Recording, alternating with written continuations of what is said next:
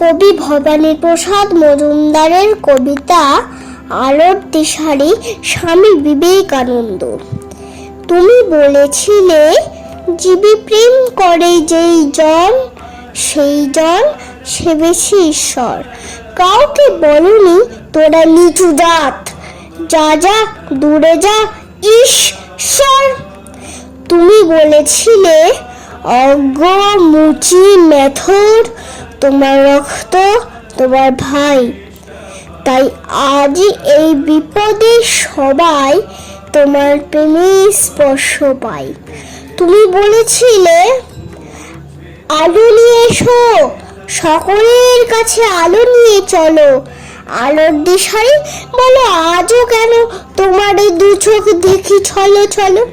তুমি বলেছিলে, টাকাতে কিছুই হয় না, নামেও না যশেও নয়, বিদ্যাতেও কিছু হয় না, শুধু ভালোবাসাতে সবই হয়। তুমি বলেছিলে, সত্যের জয় হবেই হবে, আজ হোক কিংবা কাল হোক।